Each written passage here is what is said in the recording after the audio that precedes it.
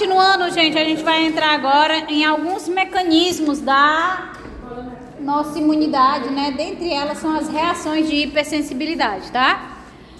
Então, reações de hipersensibilidade são distúrbios que ocorrem no organismo devido a falhas do sistema imune e, especificamente, o sistema imune vai agredir um componente próprio, que é o que a gente muitas vezes associa com as reações, né, as doenças autoimunes, a autoimunidade. Então, vocês vão ver que dentro da hipersensibilidade a gente tem alguns tipos e 3 desses tipos estão relacionados às doenças autoimunes.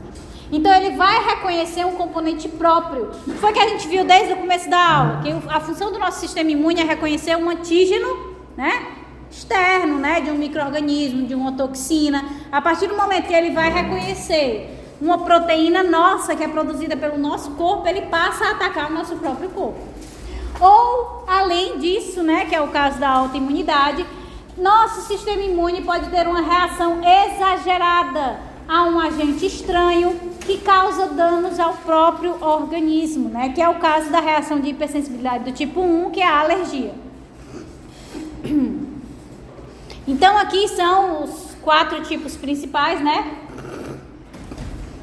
Hipersensibilidade do tipo 1, do tipo 2, do tipo 3 e do tipo 4. A hipersensibilidade do tipo 1 responde a um antígeno estranho, ou seja, que é externo, mas ele tem uma reação exacerbada. E a hipersensibilidade do tipo 2, 3 e 4 responde a um antígeno próprio, ou seja, proteínas, substâncias que são produzidas pelo nosso próprio corpo, acarretando em doenças autoimunes, tá? A sensibilidade e hipersensibilidade do tipo 1, 2 e 3 vai ser mediada por anticorpos, tá? Enquanto a hipersensibilidade do tipo 4 vai ser mediada por linfócitos T. Percebam que, né, na reação alérgica e nos 2 tipos de doenças autoimunes, a gente tem a mediação de anticorpos. E só aqui a mediação por linfócitos T está incluído nas doenças autoimunes. Então, a gente tem algumas semelhanças e algumas diferenças entre os 4 tipos de reações. Então, no tá? 2 e 3, você vai ter a presença de linfócitos T. Isso. Isso no 4 não tem. No 4, não. Meu Deus, enganchou um negócio aqui na minha garganta e pronto. Então, aqui é só para vocês terem uma noção, um resumo direto, aí tá influenciando na minha voz, né? A hipersensibilidade do tipo 1, né, tá relacionada ao anticorpo IgE. Esse anticorpo IgE vai se ligar lá aos receptores de FC que existem nos mastócitos e desencadear a liberação de histamina, heparina, portanto a reação alérgica, tá? Então, se eu tô liberando histamina, eu vou gerar vasodilatação, isso vai gerar edema, né? Também vai atuar lá favorecendo a contração da musculatura lisa, produção de muco, processo inflamatório, está relacionado à anafilaxia, às alergias.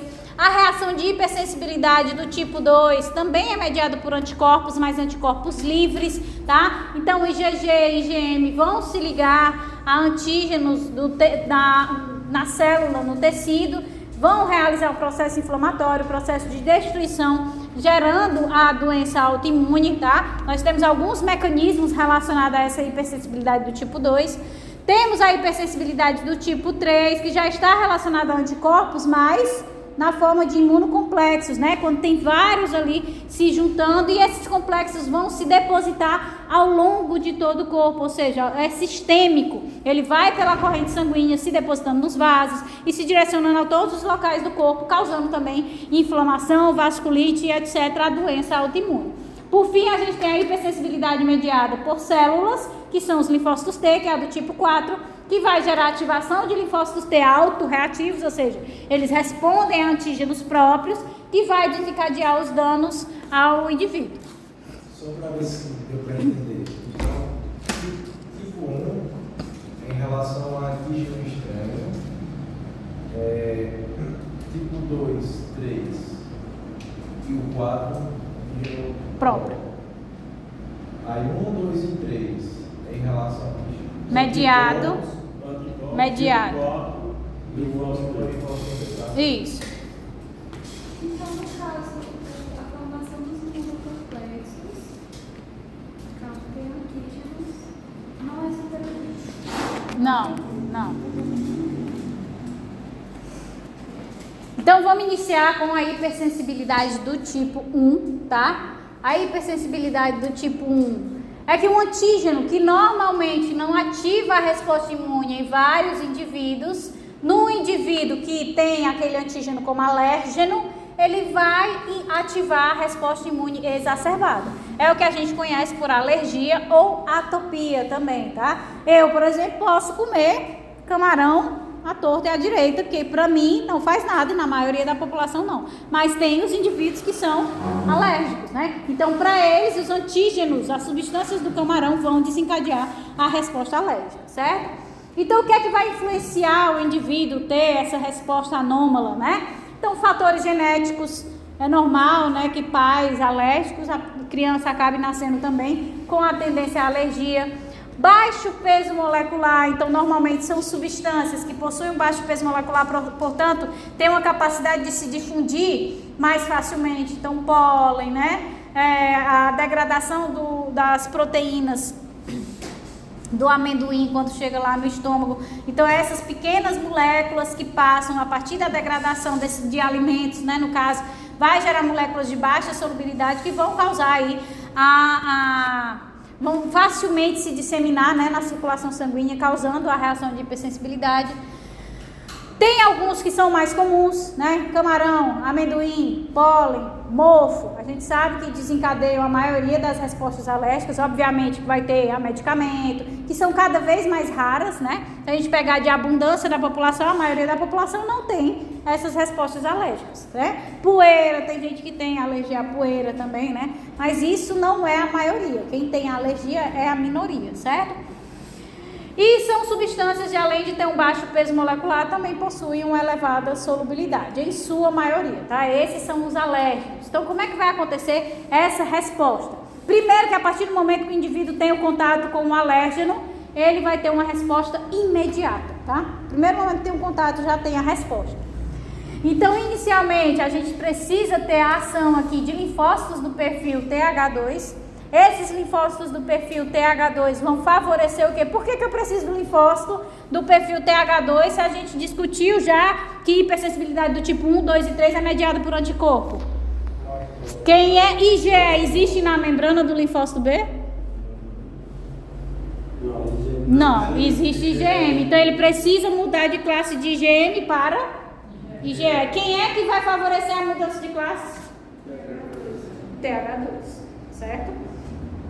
Então, o TH2 vai favorecer aquela mudança de classe para o IgE. Esse IgE vai passar a ser secretado na forma livre, né? Esse IgE na forma livre, a partir do momento que ele se liga ao antígeno alergênico, ele vai lá se ligar aos receptores FC dos mastócitos. A partir do momento que o mastócito se ligou ao IgE, se ligou ao alérgeno, vai desencadear uma cascata de degranulação dos seus grânulos. Mastócito é cheio de granulozinhos, tá?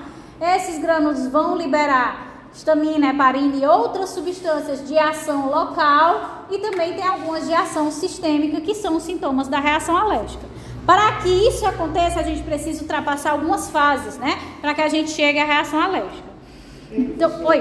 No caso, os linfócitos B, como eles têm IgM na membrana deles, o linfócito T do perfil TH2, esses vão estimular essa mudança?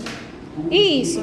Não tem o linfócito B com IgM, ele se ligou ao alérgeno lá, né? O que é que ele vai fazer? Ele vai apresentar o alérgeno para o linfócito do perfil TH2.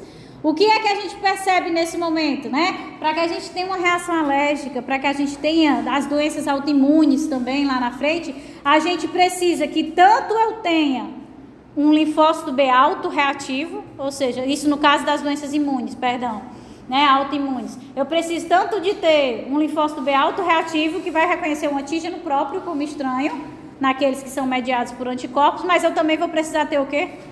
Um linfócito T autorreativo.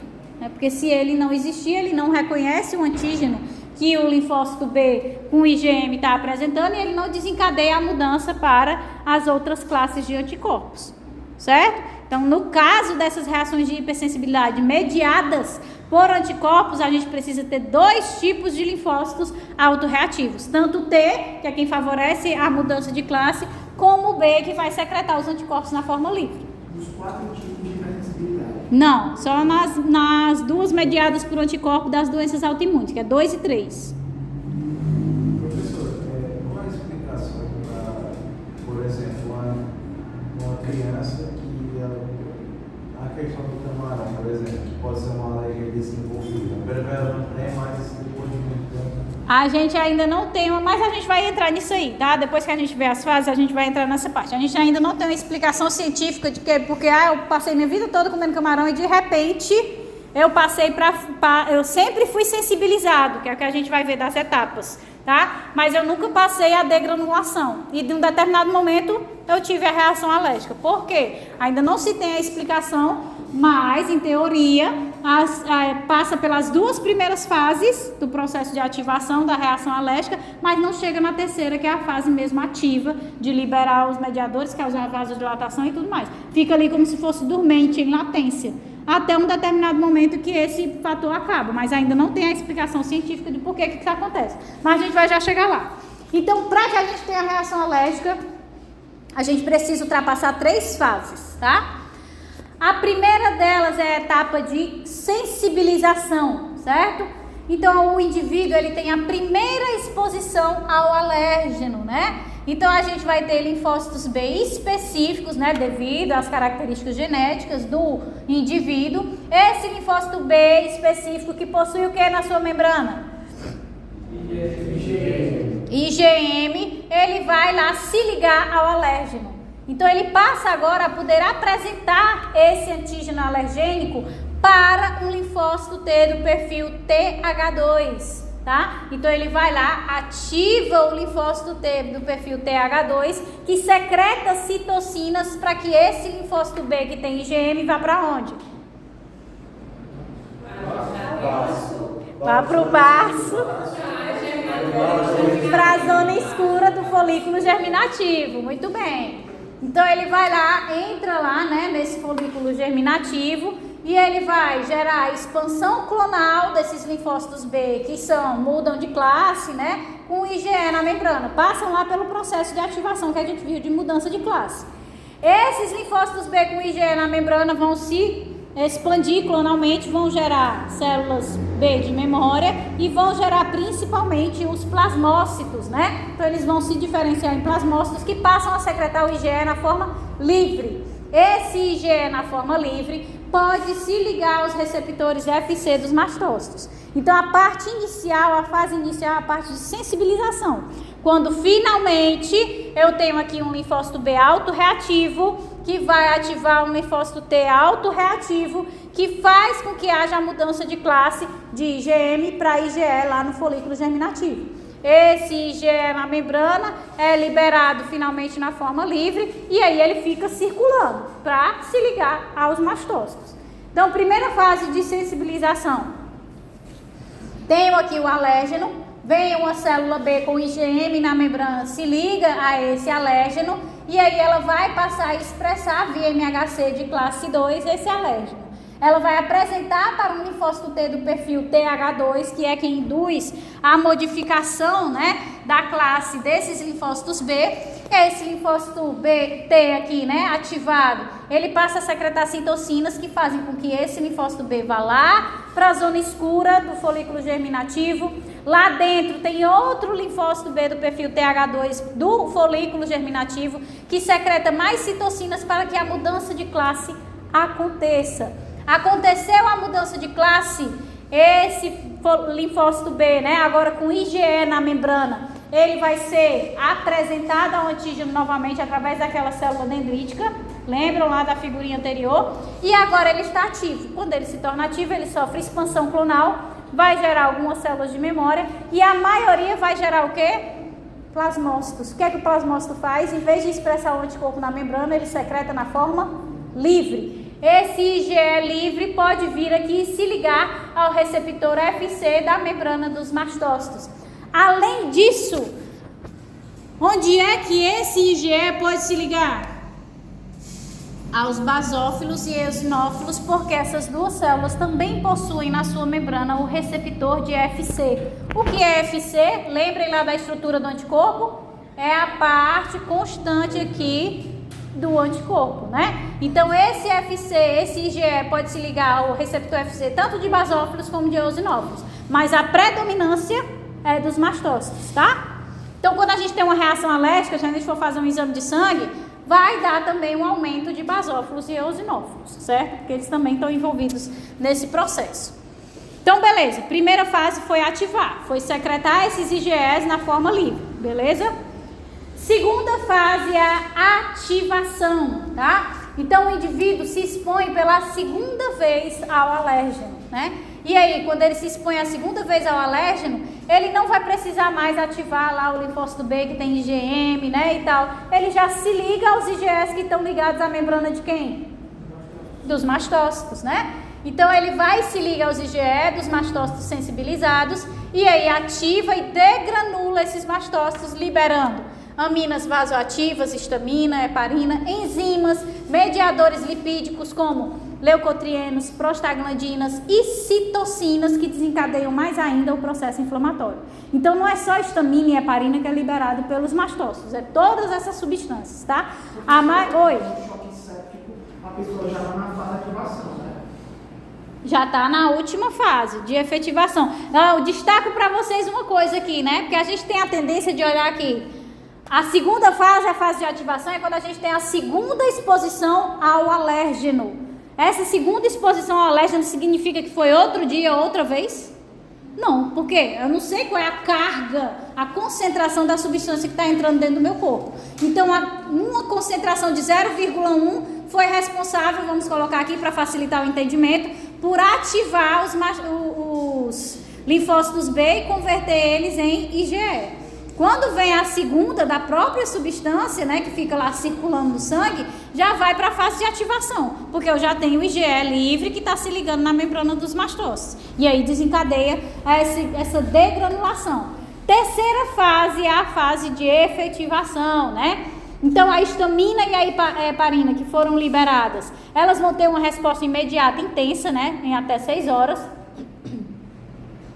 Os mediadores lipídicos também, leucotrienos, prostaglandinas, de 6 a 24 horas, então vão causar vasodilatação, aumento da permeabilidade vascular, inflamação, a contração da musculatura lisa. Então, por isso que às vezes a pessoa tem, né? Se é musculatura lisa, do que é formado? Traqueia, brônquios, a gente viu, né? Musculatura lisa. Se contrai, impede muitas vezes, né, que o indivíduo consiga respirar. Ah, professora, mas lá a gente viu em anatomia que os anéis da traqueia são de cartilagem justamente para, se eu tiver um processo de contração dessa musculatura lisa, evitar o colapamento, né? Mas aí o que é que acontece? Se eu tenho uma contração da musculatura que puxa para fechar, mas os anéis estão tentando segurar, né, ali, mas ao mesmo tempo eu tenho um processo de vasodilatação e aumento de permeabilidade que gera edema, e aí tá tudo atuando ao mesmo tempo, vai fechar, né?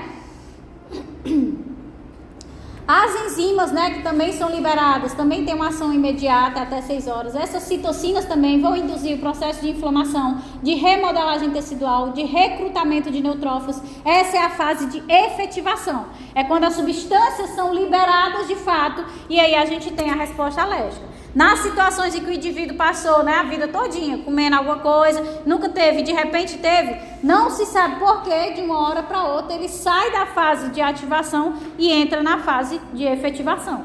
Todo esse tempo ele estava sensibilizado, ele estava ativando os mastócitos, se ligando lá o alérgeno aos IgEs, mas não causava a degranulação, a liberação dessas substâncias ativas.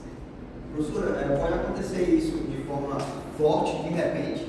Pode ser pela primeira vez, o primeiro contato que teve. Já forte? Já de choque anafilático. Já pode acontecer, certo? Então aqui, né? Vocês estão vendo? Tenho aqui o pólen, aí o pólen vai ser degradado aqui, né? Por uma célula dendrítica, tá? Aí, ao mesmo tempo, esse pólen se liga aqui ao IgM de um linfócito B, que tem essa característica de ser, ter essa hipersensibilidade do tipo 1, né? Responder demais a esse alérgeno. aí ele se torna ativo e vai apresentar para um linfócito T do perfil TH2, né? Esse linfócito T passa a secretar citocinas que vão mandar esse linfócito B com IgM lá para o folículo germinativo, para a zona escura, vão secretar citocinas lá dentro que vão fazer com que ele mude a classe desse IgM para IgE. Beleza, ele saiu agora com IgE na membrana, ele é apresentado por uma célula dendrítica ao antígeno e ele vai ser ativado, sofre expansão clonal, alguns vão formar células de memória ou a maioria vai ser convertida em plasmócitos que passam a secretar esses IgEs na forma livre. Na corrente sanguínea, esses IgEs se ligam à porção FC dos mastócitos, ou eosinófilos ou basófilos, e fazem aí a parte de sensibilização. O que acontece quando o alérgeno vem e já se liga a esse IgE que está ligado à membrana do mastócito? Ele vai ativar a degranulação dentro desse mastócito. E aí, com essa ativação, vai liberar os mediadores, né, as aminas vasoativas, os mediadores lipídicos, as enzimas, as citocinas, que passam para a fase efetiva da resposta alérgica em si. Ok? Então aqui a gente tem algumas respostas, né, desencadeada pelo mastócito.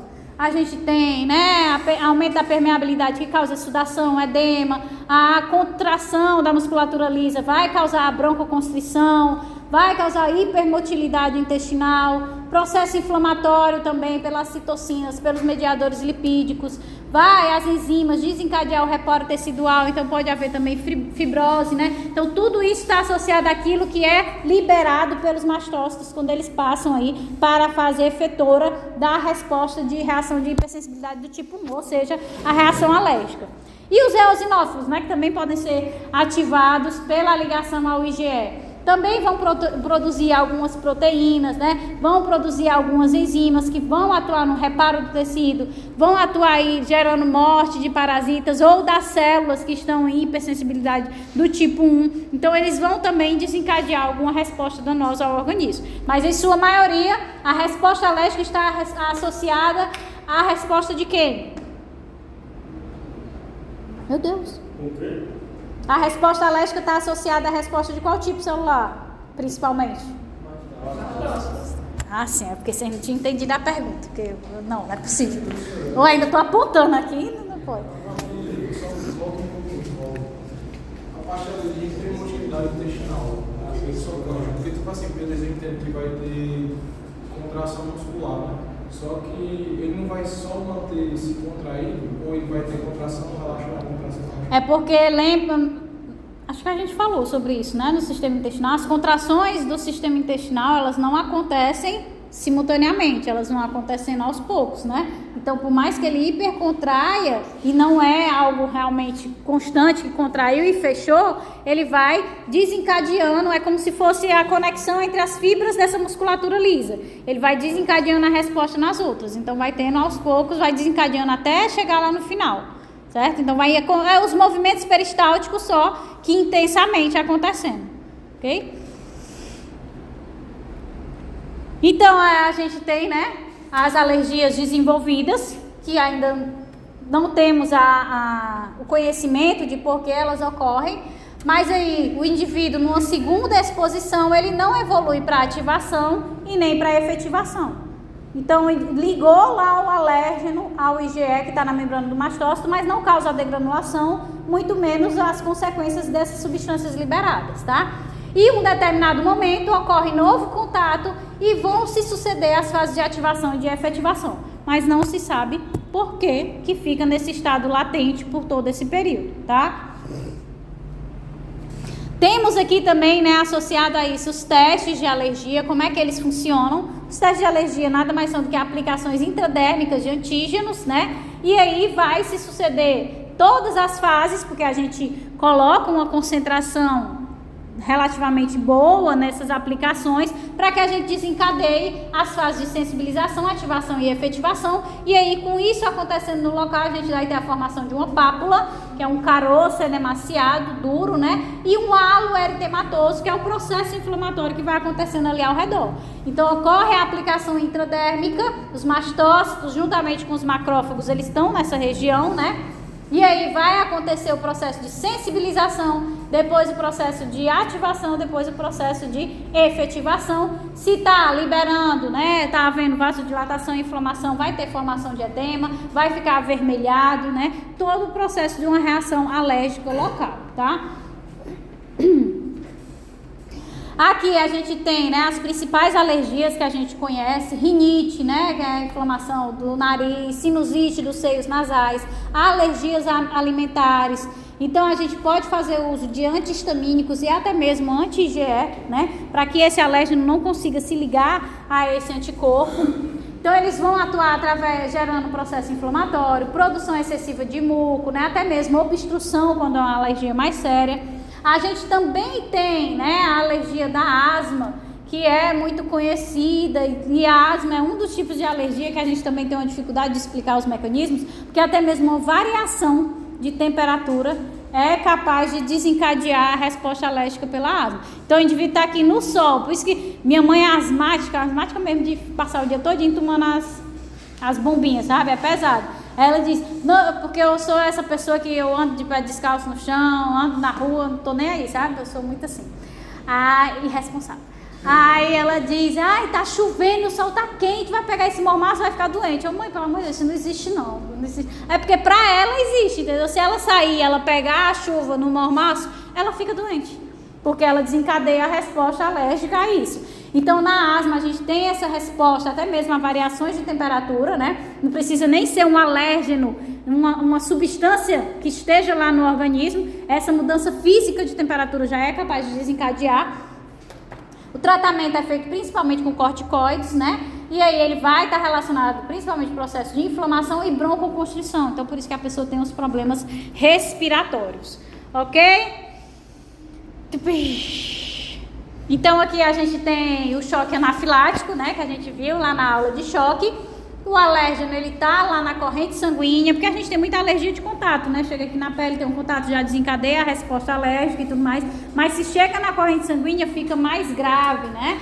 Então o alérgeno chega à corrente sanguínea, ou seja, se está na corrente sanguínea, vai causar uma reação sistêmica, porque se já houve sensibilização para todos os mastócitos que estão em todos os tecidos do corpo. Certo? Então a gente vai ter uma reação sistêmica, e aí, se está sendo sistêmico, eu vou ter uma hipervasodilatação em todos os tecidos, vou ter uma redução da pressão arterial, porque se eu estou hipervasodilatando, estou aumentando a luz do vaso, então eu reduzo a pressão arterial, né? Eu estou diminuindo a resistência vascular periférica. Então, reduzindo a pressão arterial, se eu reduzo a pressão arterial, eu reduzo a hipoperfusão, né? O choque. Além disso, né, se eu estou tendo uma reação sistêmica, eu vou ter formação de edema em vários locais, incluindo, né, edema de glote, edema de laringe, que impede a passagem de ar. Se eu não estou tendo a passagem de ar, se eu estou em hipóxia e a pressão arterial ainda está lá embaixo, ou seja, não está chegando sangue, nem está chegando oxigênio suficiente, o coração faz o quê? Ele começa a bater mais forte para ver se esse sangue chega mais oxigenado para suprir os tecidos que estão em hiporreperfusão, fazendo assim com que a gente tenha um aumento da frequência cardíaca, gerando uma parada cardiorrespiratória. Então, o músculo dos vasos sanguíneos ele vai causar vasodilatação e o músculo do rígido do resto do corpo. Exatamente. É por interação ligante, né? Que tem mais nas células das mucosas intestinal, respiratória e não dos vasos sanguíneos. Então, com esse aumento do funcionamento do coração, a gente tem uma parada cardiorrespiratória. E o que é que a gente faz para reverter isso? É a epinefrina, né? A epinefrina é um vasoconstritor que vai tentar reverter esse processo. Aqui são os sintomas que a gente viu na aula de choque, tá? E algumas vezes, muitas vezes a gente vê isso associado, né, a crianças que nascem com alergia à proteína do leite. Não confundam intolerância à lactose com alergia ao leite, pelo amor de Deus, né? Exatamente, não tem como uma coisa ter relação com a outra. Intolerância é a falta da enzima só para lactose, né? Você comer um leite sem lactose vai dar tudo certo. Agora, se a criança com alergia à proteína do leite beber o leite sem lactose, você acaba com ela, né? Então, nessas crianças que nascem com alergia ao leite, a gente consegue, na maioria das vezes, né? Às vezes é uma alergia muito grave, mas na maioria das vezes você consegue fazer um processo de dessensibilização, certo? E o que é isso? É a exposição ao alérgeno em pequenas doses. Então, cada exposição vai gerar uma resposta leve. O processo repetido por várias vezes, em frequências específicas com o gradual aumento das doses. O organismo se adapta e não responde mais ao alérgeno. Então, a pessoa não apresenta mais alergia. Então, quando a criança vai sendo acompanhada, o pediatra vai passando. Hoje você vai dar 1 ml de leite para ela. Aí ela vai ter uma reação, vai fazer um cocô com sangue e tudo. Mas aí daqui a tantos dias você dá mais 1 ml de novo. E assim gradativamente vai aumentando as doses, diminuindo o espaçamento, para que cada vez essas respostas elas sejam menos exacerbadas. Como é que é o mecanismo, como é que isso acontece? Ainda não se entende, mas o corpo entende que, eu estou me expondo a isso aqui o tempo todo. Se eu ficar respondendo dessa forma, quem vai ter um impacto maior sou eu. Então, é melhor eu parar de responder dessa forma. Esse é o processo de dessensibilização. Nem sempre vai ser fácil de ser feito, por quê? Porque a gente precisa conhecer qual é o alérgeno e tem, obviamente, algumas pessoas que têm uma elevada sensibilidade. Então, por mais que você tente, a mãe inicia com 1 ml de leite, 1 ml já desencadeia um choque anafilático na criança. Então, aí não dá para fazer o processo de dessensibilização, certo? Então, vamos lá. Prosseguindo agora para a hipersensibilidade do tipo 2, mediada por anticorpos livres, tá? Então, vai ser mediada por autoanticorpos IgG ou IgM, né? Ou seja, anticorpos que reconhecem antígenos próprios, tá? Esses anticorpos opsonizam os antígenos próprios e as células fagocitárias e o sistema do complemento vão eliminar as células saudáveis. Então, por que eu disse que a hipersensibilidade do tipo 2, 3 e 4 acarretam, né, nas doenças autoimunes?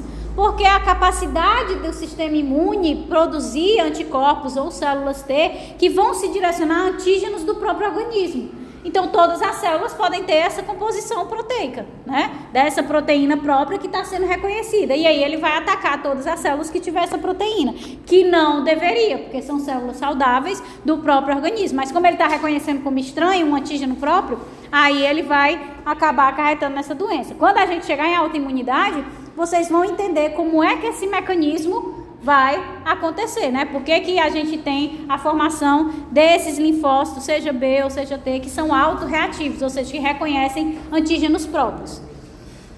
Então, a hipersensibilidade do tipo 2 é uma das causas das doenças autoimunes, só que mediada por anticorpos, e nós temos 3 mecanismos, né, de ação através dessa hipersensibilidade do tipo 2. Primeiro deles, os anticorpos, eles se ligam, né, a uma determinada proteína, a uma determinada célula, e ela vai, obviamente, se ele está se ligando, um dos mecanismos da imunidade humoral era o quê? Opsonização, né? Então, ele marca essa célula para ser destruída, uma célula saudável, mas que ele está reconhecendo essa proteína aqui como estranha, sendo uma proteína própria. Então, ele marca essa célula para ser destruída e aí vai matar uma célula saudável.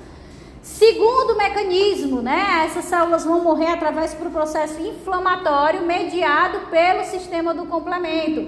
Então, os anticorpos estão se ligando a uma proteína própria, um antígeno próprio, e aí quando eles vão se ligar, eles vão opsonizar aqui para quem se ligar a eles.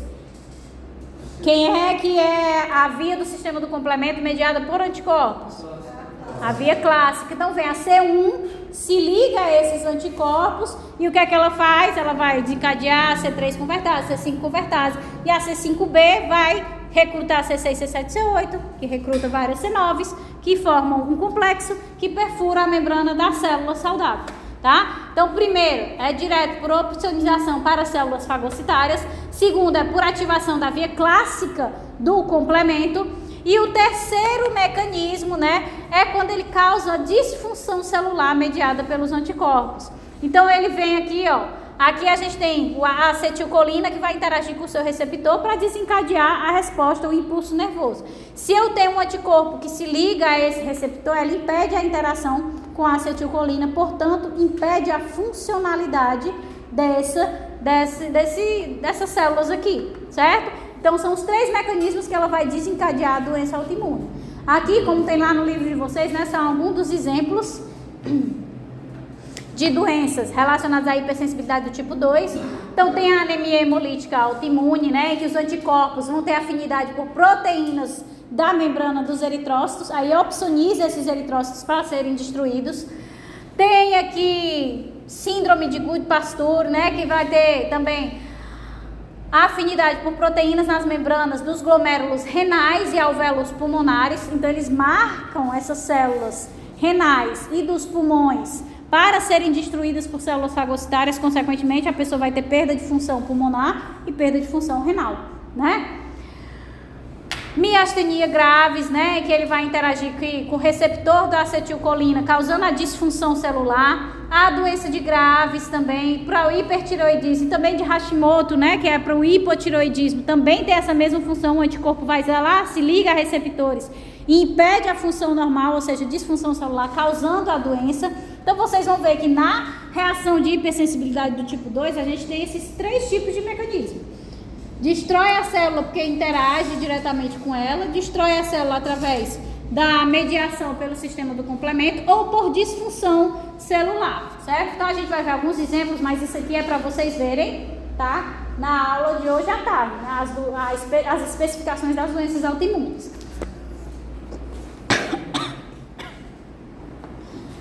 Vai ter alguma coisa presa na minha garganta.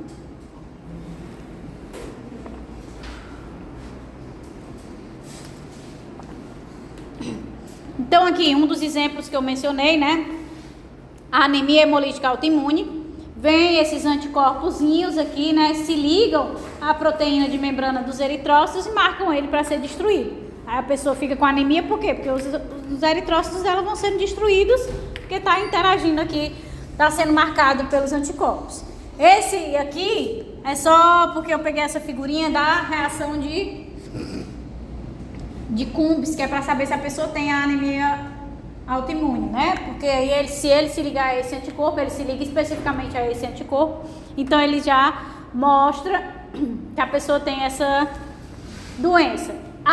O mecanismo, né, vai ser por opsonização e fagocitose. Ele marca os eritrócitos para serem degradados pelas células fagocitárias.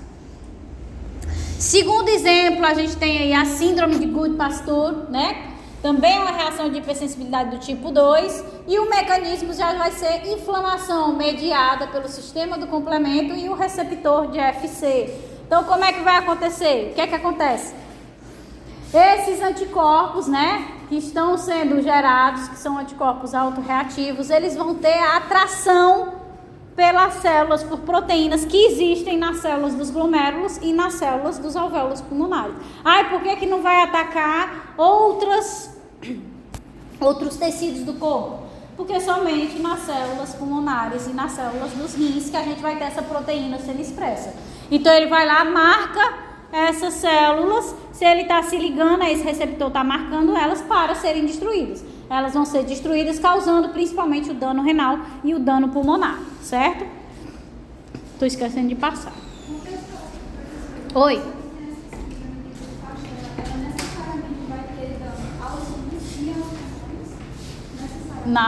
Necessariamente, que é o principal foco, onde tem um receptor, né, para esse anticorpo, é nas células renais e nas células pulmonares. Temos aqui, né, o terceiro exemplo, a doença de Graves, ou hipertireoidismo, em que aqui a gente já não vai ter o processo de opsonização e processo inflamatório pela via clássica do complemento. Aqui a gente já vai ter disfunção celular direta, né? Então o anticorpo vai se ligar a esses receptores do hormônio do TSH, simulando como se eles estivessem sendo constantemente ativados. E aí o que é que eles fazem? Liberam o hormônio constantemente, a produção tem uma produção excessiva dos hormônios, e aí a gente tem o hipertireoidismo, tá? No caso oposto, né, do hipotireoidismo ou tireoidite de Hashimoto, também vai ser uma disfunção celular, só que aqui o que é que ele faz? As células vão produzir os anticorpos que se ligam a essas células da tireoide para que elas sejam destruídas. Então, eles sinalizam para a destruição das células. Se as células não estão sendo produzidas, é uma glândula, né, para produzir os hormônios. Então, acaba degradando essas células pela ação, pela opsonização desses anticorpos, e aí essas células vão ser destruídas. Professora, por que aqui as células não estão sendo destruídas? Vocês estão vendo o que é que está interagindo com o receptor do anticorpo? A porção FC, né? Não é a porção FC que vai interagir, seja com o C1 do sistema do complemento, seja com o receptor das células fagocitárias. Aqui, quem é que está marcando a célula? Ele está se ligando como se a célula fosse um antígeno, tá entendendo? Então, a porção FC está livre para ativar a via clássica e também as células fagocitárias, ok? Outro tipo é a miastenia graves, também vai ser uma disfunção celular através da ação desses anticorpos. Então a acetilcolina ela tem que ir lá, quase a mesma coisa que a gente viu lá no hipertireoidismo. Quando vem o anticorpo e se liga que esses receptores impedem a conexão da acetilcolina, portanto impedem a transmissão do impulso nervoso e aí o músculo não contrai, tá?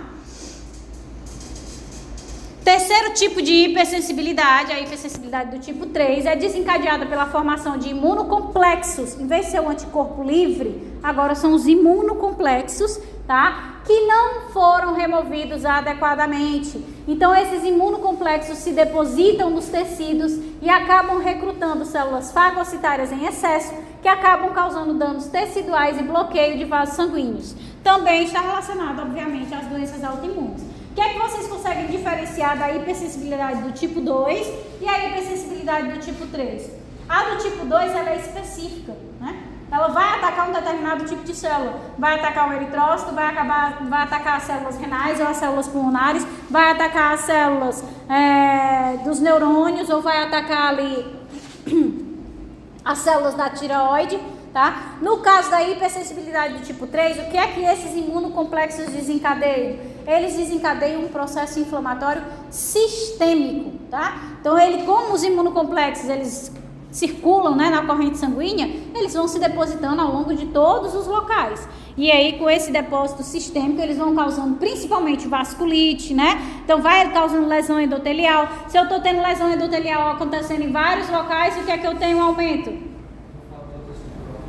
do fator tecidual. Se eu tenho um aumento do fator tecidual, eu tive um aumento de coagulação, tromboses, né? Então, ele também acaba favorecendo isso. Então, ele é sistêmico e inespecífico. A gente não vê, vai atingir principalmente as células de tal tecido. Não, ele é inespecífico. Por quê? Porque onde sangue passa com maior pressão e fluxo, tende a ter maior dano. Onde é que a gente tem a passagem maior de sangue, né? Onde está carregando esses imunocomplexos?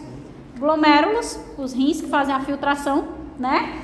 Articulações e os próprios vasos sanguíneos, onde estão circulando os imunocomplexos, a gente vai ter a vasculite associada. Então, a hipersensibilidade do tipo 3, a gente pode destacar algumas doenças como o lúpus, né? Então, a gente também pode destacar aqui a artrite, né? Que a gente vai ver agora, ó, aqui. Tem as principais. Esse aqui é o mecanismo geral, né? A gente tem um determinado antígeno que aí acaba favorecendo a formação dos imunocomplexos e por alguma razão, no sistema imune mais ineficiente, esses imunocomplexos, eles não são degradados. Então, para que a gente tenha a ocorrência de uma hipersensibilidade do tipo 3, inicialmente a gente precisa ter tido outro fator ambiental, uma infecção, um processo inflamatório, uma lesão mecânica, algo que desencadeou a formação desses imunocomplexos, certo?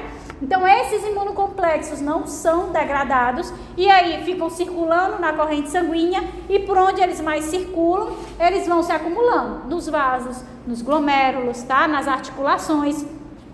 Então, se acumulando aqui, obviamente, né, tem porções FC aqui, eles vão se acumulando no endotélio dos vasos, desencadeiam um processo inflamatório, atraem células fagocitárias para o local, geram lesão endotelial devido a esse processo inflamatório, que vai culminar na formação de coágulos, de trombos, se eles não forem removidos.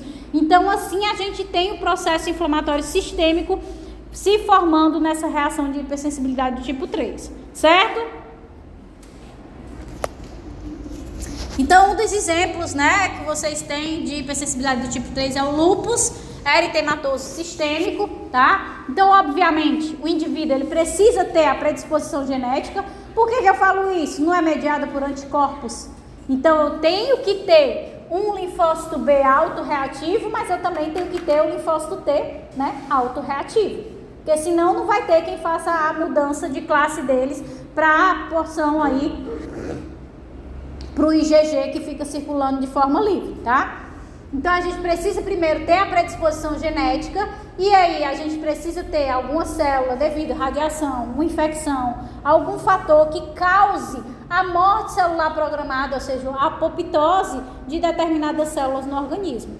E aí, essa apoptose aumenta aqui, né, a carga de antígenos nucleares, porque não está formando as vesículas contendo tudo que tem na célula, tá? Então, esses linfócitos aqui específicos, autorreativos, específicos para esses antígenos nucleares, eles ativam, né, esses linfócitos B, que vão secretar esses anticorpos, e esses anticorpos, eles vão se ligando a vários antígenos nucleares do indivíduo. Antígenos próprios. Obviamente aqui a célula estava em apoptose, então ela expôs essa substância interna dela. Mas as outras células não estão expondo. Então ele sai formando vários imunocomplexos com os antígenos do organismo.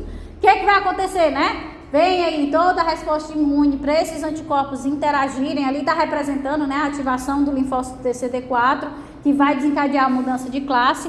Então ele vai se acumulando os imunocomplexos que não são degradados por uma própria também deficiência da resposta imune. Então onde tem acúmulo de sangue, nos glomérulos, nos vasos, né, nas articulações, ele vai se acumulando e vai desencadeando um processo inflamatório, porque causa lesão endotelial, esse acúmulo desses imunocomplexos. Essa lesão endotelial pode gerar coágulos, trombos, vai favorecer também a chegada de células de defesa, que aumenta ainda mais esse processo, gerando também edema no local, e aí a gente tem as ocorrências da doença, uma lesão renal, lesão também a nível tecidual, que a gente sabe que tem, mas vocês, eu espero, né, que vocês vejam em detalhes todos os mecanismos do lúpus mais tarde, tá? Vai ser doença autoimune. Doença autoimune e imunodeficiência, primária e secundária.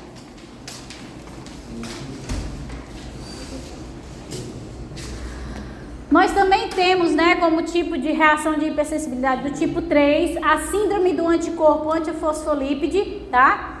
Então a gente tem aqui, né, uma célula B que foi ativada por linfócito T autorreativo, que ela passa a secretar os anticorpos para essa proteína beta-2-GPI, que é uma glicoproteína. O que é que essa glicoproteína beta-2 faz? Ela se liga a fosfolipídios das células endoteliais, tá? Então ela fica lá ligada. Ela só ligada, ela não causa problema nenhum. Qual é o problema? Quando os anticorpos específicos para ela começam a se ligar a ela. Porque o que é que vai acontecer? Vai marcar ela para ser destruída. Mas ela está ligada a quem? A célula endotelial. Então vai causar o quê? Coagulação, porque causou lesão endotelial, né? Então isso pode acontecer muito, né, nas gestantes, tá?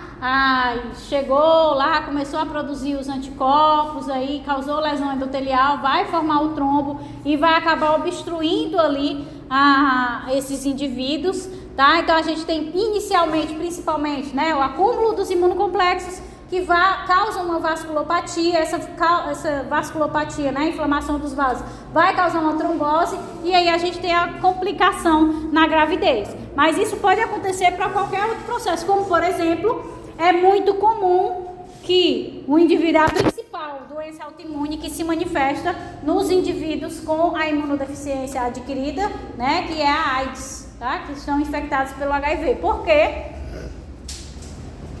O que acontece? Aqui tem um quadro de um artigo, né? Quando a gente tem, né, a ativação desses anticorpos, eles vão se ligar a essa glicoproteína que está ligada aos fosfolipídios das células endoteliais e vão causar lesão endotelial. Se eu tenho lesão endotelial, eu tenho uma elevada expressão do fator tecidual, certo? Além disso, ele também desencadeia uma redução na expressão da proteína S, que faz parte lá dos fatores anticoagulantes.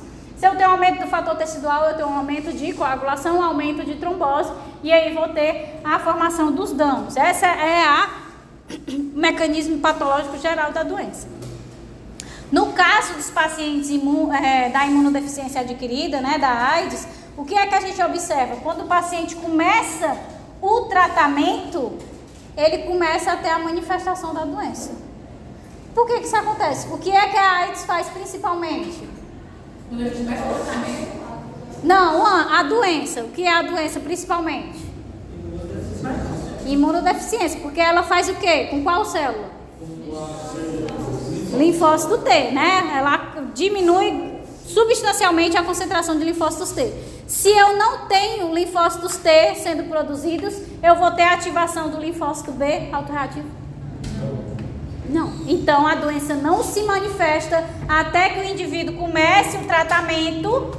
Quando ele começa o tratamento, a doença começa a se manifestar. Por quê? Porque ele está se tratando, o linfócito T vai aumentar. Se o linfócito T aumenta, aí a probabilidade dele ativar o linfócito B é muito maior. Tá? Ah, mas e nesse período aqui anterior, o que está acontecendo? Por que a gente vê tanta associação dessa doença autoimune com os pacientes da AIDS, né? Porque nesse período, essa deficiência nos linfócitos T faz com que a gente tenha uma deficiência no processo de tolerância central e periférica. Então, a gente gera uma quantidade muito maior de linfócitos autorreativos, que é o que a gente vai ver quando for ver a autoimunidade. Luan? Eu ia perguntar se a AIDS vai causar essa deficiência de qualquer linfócito T ou alguma preferência? De linfócito T de forma geral. Se tem alguma preferência, eu não sei. Mas eu não sei não, mas eu acho que mais tarde vocês devem ver se tem algum perfil ou se tem algum tipo específico, mas eu só sei que é o linfócito B, no linfócito T, perdão, não me aprofundei não nos tipos.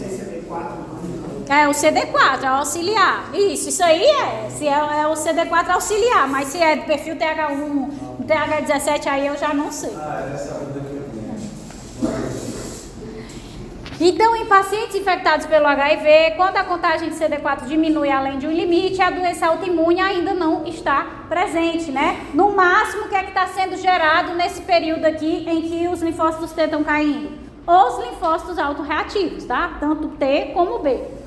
Após a terapia, né, de reposição, há um aumento na contagem dos linfócitos T e CD4 acima do limiar, o que permite o surgimento das doenças autoimunes, principalmente do anticorpo fosfolípide. Mas a pessoa também pode ter lúpus, pode ter várias outras doenças autoimunes, tá? Porque se a gente aumenta a quantidade de linfócitos B ativos, porque quem ativa é quem? O linfócito T. Se eu aumentei o linfócito T, eu aumento a quantidade de linfócitos B ativos, que vai aumentar a quantidade de anticorpos liberados, vai aumentar a quantidade de imunocomplexos formados, vai desencadear mais ainda o processo inflamatório da doença autoimune. Ok? A gente tem também a esclerose sistêmica, tá? Não confundam com esclerose múltipla. Oi.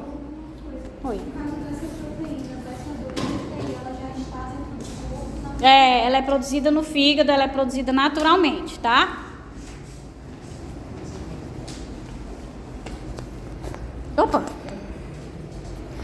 Então, na esclerose sistêmica, a mesma coisa, tá? Inúmeros fatores, né? Podem desencadear a ativação desses linfócitos autorreativos, tanto T como B, que é necessário.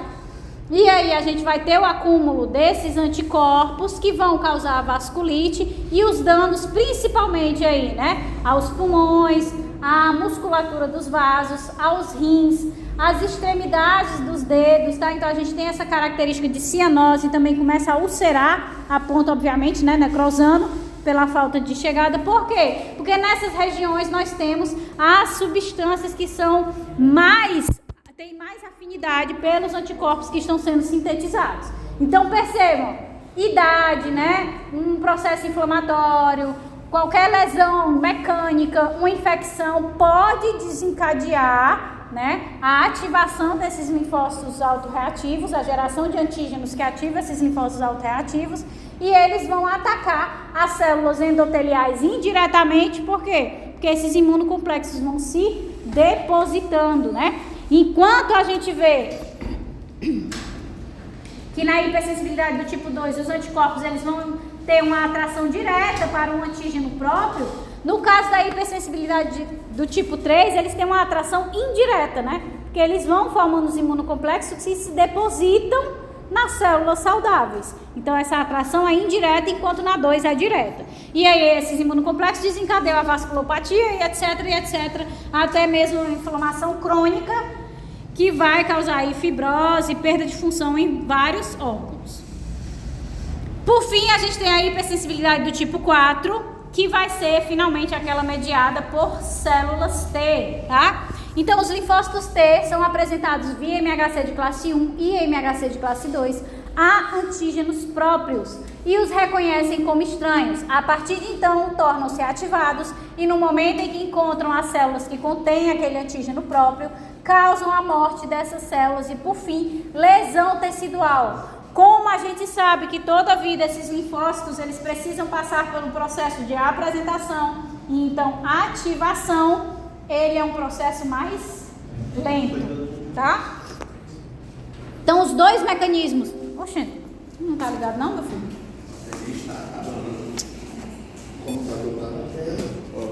Tá. Então a gente tem dois mecanismos de ação aqui, né, da hipersensibilidade do tipo 4. Uma que é a inflamação mediada por citocinas e a citólise mediada por célula T. Obviamente vocês já esperam que essa daqui seja mediada por linfócitos do tipo auxiliares e a que vai causar citólise. Muito bem. Então ele vem aqui, reconhece um antígeno próprio como estranho, tá? Se torna ativo, prolifera e vai aí ao longo de todo o corpo, a partir do momento que ele tiver contato com esse antígeno, ele vai liberar citocinas que capacitam essas células a serem destruídas, né? Ele vai desencadear principalmente processo inflamatório.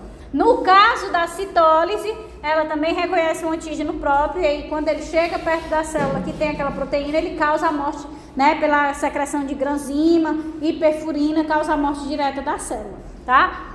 Enquanto um é associado principalmente a processo inflamatório, o outro é a morte direta, a necrose direta da célula, tá? Necrose não, perdão, morte celular programada. Então a gente tem, né, também está associado às doenças autoimunes, né? Porque ele vai reconhecer antígenos próprios. E a gente tem como exemplos a artrite reumatoide, em que esses linfócitos reconhecem o colágeno ou proteínas citrulinadas, que a gente vai lá ver na semana de doenças articulares. Ainda não se tem certeza, obviamente, por isso o ponto de interrogação. A esclerose múltipla, né? Que vai interagir com antígenos da mielina, gerando a esclerose múltipla. A gente acabou de ver esclerose sistêmica. É outra coisa.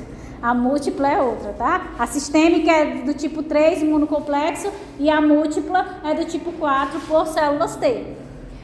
Diabetes também pode estar relacionado, mas o que eu destaco aqui para vocês é que eu quero que vocês percebam que nem sempre a reação de hipersensibilidade do tipo 4 é desencadeada apenas por antígenos próprios. Percebam que uma infecção ou uma substância química tem a capacidade de induzir a ativação de linfócitos autorreativos para ele atuarem sobre as células. Como?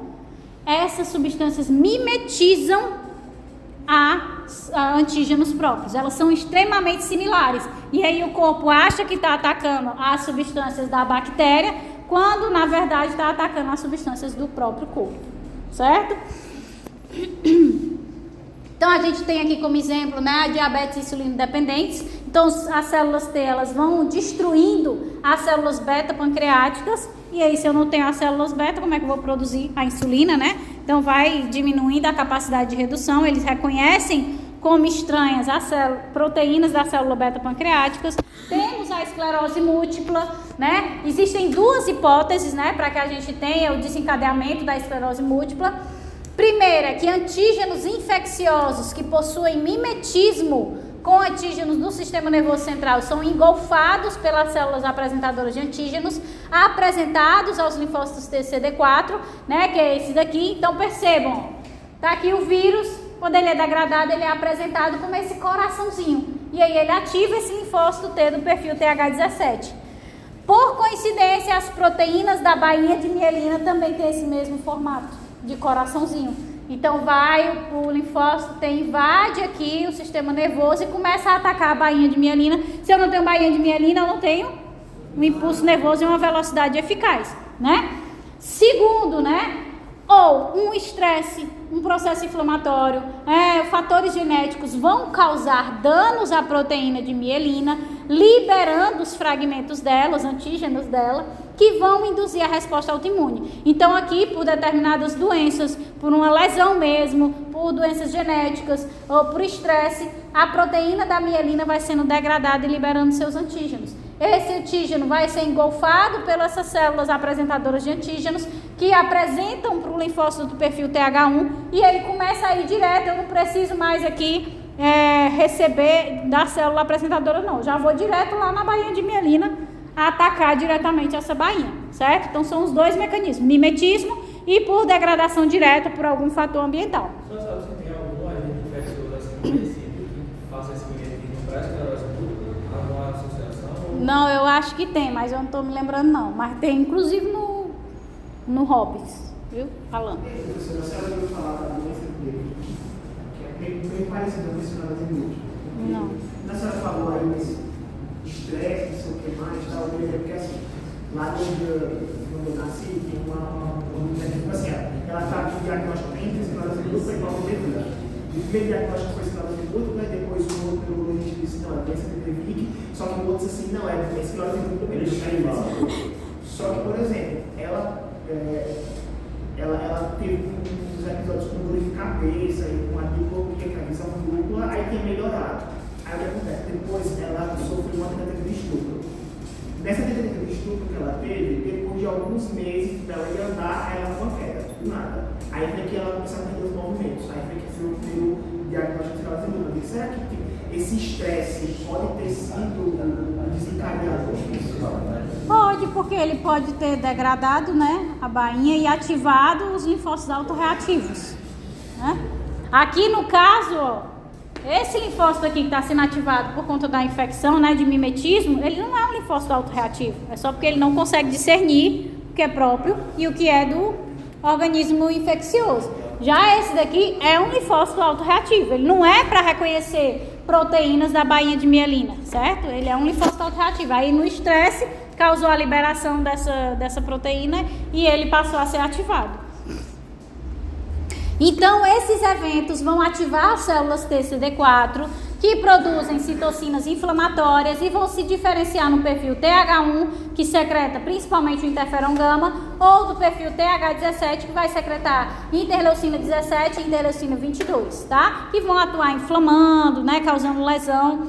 Então, as quimiocinas vão recrutar ainda células imunes para o local, tá? Incluindo células B, células T, monócitos, macrófagos da periferia para o sistema nervoso central através da barreira hematoencefálica permeabilizada. Então, o que é que acontece? Se esses linfócitos eles começam a secretar citocinas, dentre elas, lembra que eu falei lá na figura anterior? Não é porque está lá interferon gama que o linfócito T do perfil TH1 está secretando só o interferon gama. É o principal, mas ele secreta várias outras. Dentre essas citocinas, quimiocinas, e essas quimiocinas vão atrair células fagocitárias para o local. Para que essas células fagocitárias cheguem lá, essas citocinas, as células começam a secretar os vasodilatadores, aumenta a permeabilidade dos vasos que chegam lá no nosso sistema nervoso central. Se eu estou tendo extravasamento, eu vou ter na barreira hematoencefálica a formação do quê?